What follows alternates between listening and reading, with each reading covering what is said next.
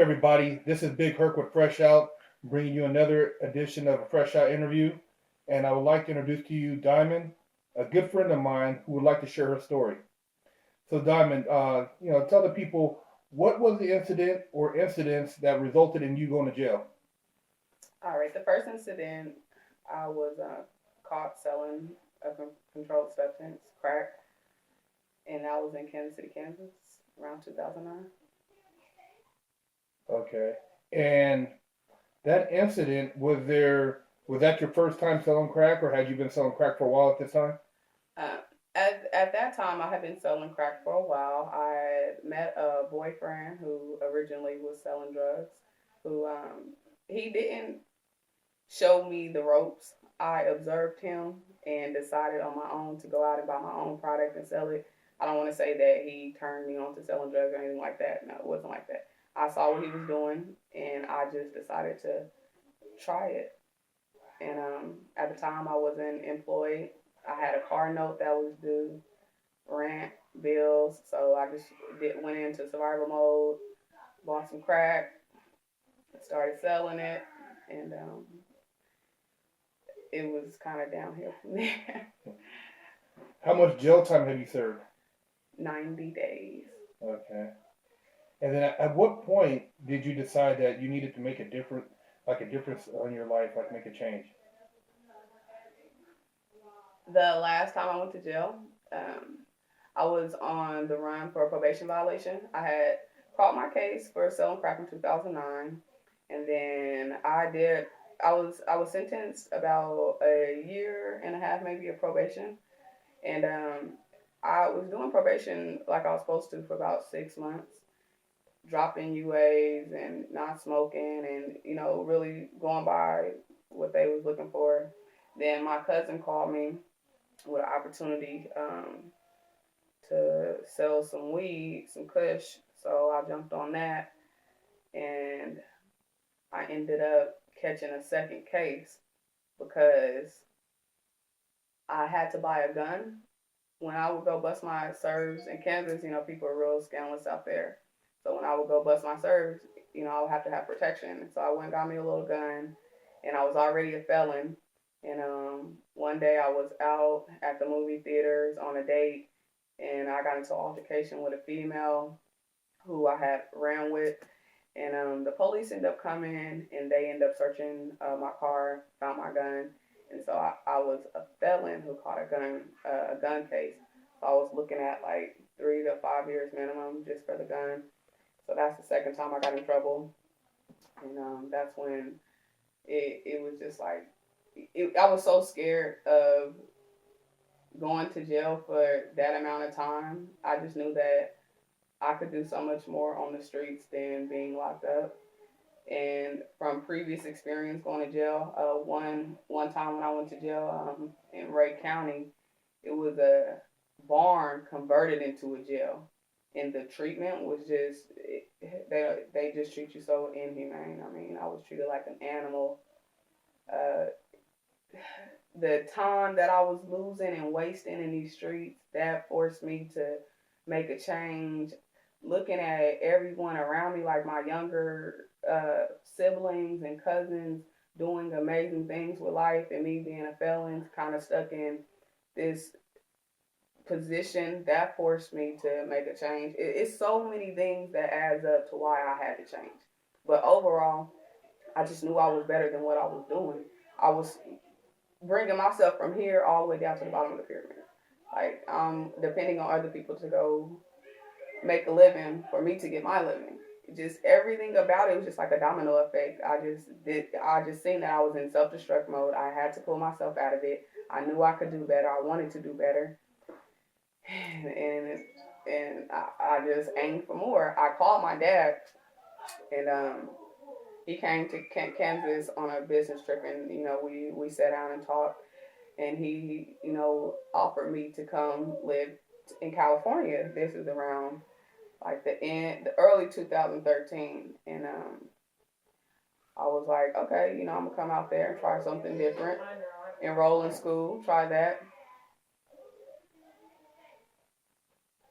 But when I got here, I went to the community college. They told me I was out of state too long, so they were looking for such amount of money for me to be enrolled. Couldn't afford it, so went back to selling drugs. 2013. Like, it's just always been the easy way. But I got back in the situation, felt it again. I need a change. I was sending packs from here to Kansas, putting myself in federal chance time now. Now I'm not just playing with states. Now I'm like doing federal stuff. So while I'm out here, I'm sending them packs, unemployed, making money, thinking everything's fine. I go take a vacation to visit family in Kansas.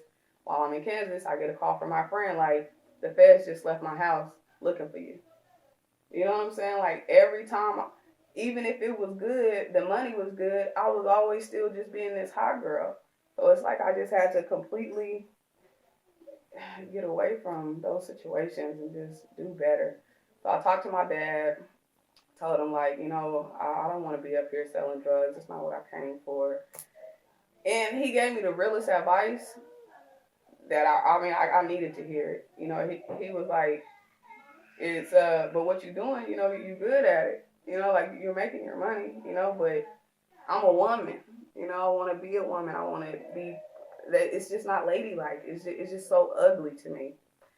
So I listened to what he said. He's like, it's a living, I just like, man, it's just not for me though. So went back to Kansas, enrolled in school, and started my change. What has your day-to-day life been like since you've been out of jail and you made this change? Well, I've obtained an associate's degree, so most of the time I was either going to school, working dead end jobs. That part of it, really sucked. But I guess it's just like the process. It's a process. I can't say that it's horrible, but it's the process that it takes from pulling your ass out the lion's mouth, I guess. So I go to school. Now I have a daughter, so I'm a mother, so I take care of my child. I go to work. I have a job now. I work. Life is just normal now. I feel back a part of society, which is a good thing because for the longest time, being on the run and stuff, it just gets stressful. You just really feel cut off from society, which is like, even when you're back in society, like, why did I even want to be back a part of this? But being outside of it, not feeling a part of the world, not doing what normal people are doing, going home to their family, working and stuff, that stuff is, I don't know, I wanted that. So, yeah, now I'm just a square, some people would say. But I don't think that. I think that I'm turning out to be the woman that my mother, my father, my grandparents wanted me to be. My grandma had told me one time that I ruined my life. And I think that hurted me more than anything, for her to say I ruined my life. She was like looking at me like I was a loser. And I just wanted her, and I'm still proving it to her. I just want her to know that I'm way more than, what I've been labeled with. I still have goals, dreams. I'm still ambitious. I'm still chasing. I'm still young, so I'm still, trying to figure life out. It's not easy. It's hard. Do you feel that the jail experience has made you a better person?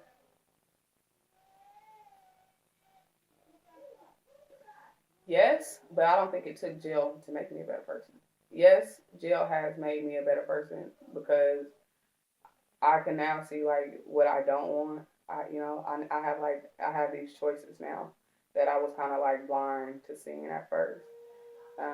Jail has always also made me a better person because before going, before ever being a felon, before ever going to jail or anything, I was really settling. Like, some people may not get this metaphor that I use when I say this, but some people are really happy with like $20 an hour, you know what I'm saying? But I've learned that me working for somebody is never going to make me happy. Like, me going to jail pushed me more towards entrepreneurship and being a self-made person, not living under that thumb.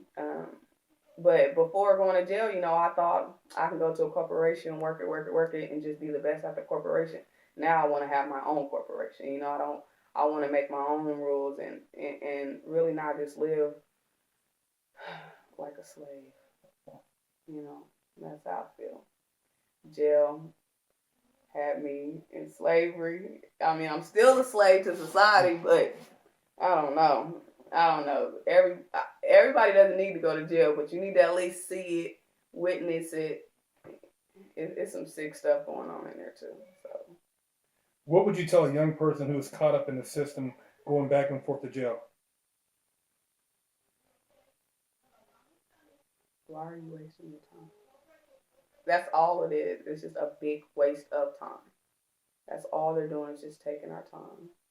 And so my advice would be like, why are you wasting your time? It's so much more that we could be doing. And for real, it's like people just need to really find what they're passionate about or find really who they are. Because I feel like I could have did so much better if I would have known what I wanted to do with myself. Like I've just always been like, I'm good at this, I'm good at that, but I'm not like talented at one thing. You know, I've learned that me being creative is my talent. You know, so I feel like if people knew what they were talented at, if it's braiding hair or whatever, somebody was just working on their craft, you wouldn't be out in the streets, you know, getting so much trouble. You know, we got to figure out what we good at, turn into a business. You know, just stay focused. But jail is a big waste of time. So, what are your plans for the future? Plans for the future. Right now, I just got my associate's degree. I'm back in school, working on my bachelor's for health information management. I'm raising my daughter. Also, I just started a hairline, Diamond Worth Bundles. Any length, 100% virgin hair. You can get the straight or the deep body wave, $199 any length. You got a website for that? No, I haven't started a website. Okay, we'll be sure to post that up once you get it going. Okay, for sure. So I'm starting that, and then I'm doing little businesses like with my sister. We're trying to do the t-shirt thing. Overall, I want to have a t-shirt company, a t-shirt store called. Do you have one of the t-shirts we can see real quick? For sure.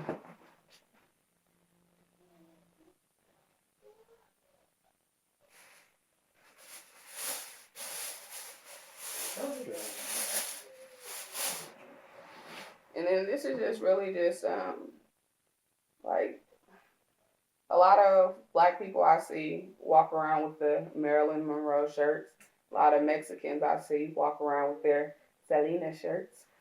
This is Dorothy Dandridge. This is our black person. This is our black role model. If we want to have a idol, you know, this is something that our little girls can see.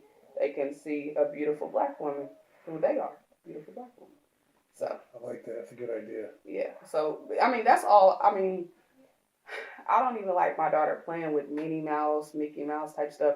Like, I'm not a racist by any means, but I just really love my race, and it's not enough of us who really love our race to where we'll go wearing Marilyn Monroe shirts.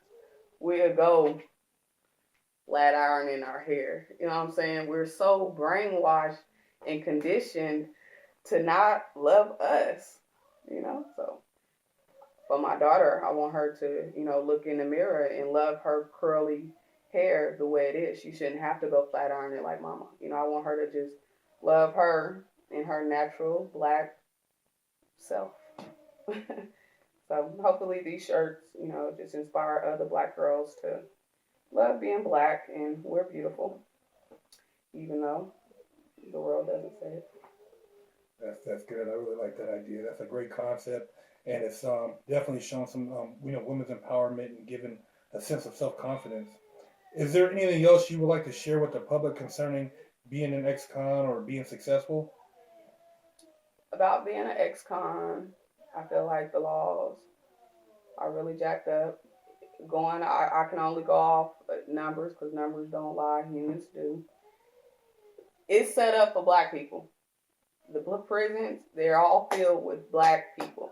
If we do not get a hold of these laws, first of all, wake up to white supremacy.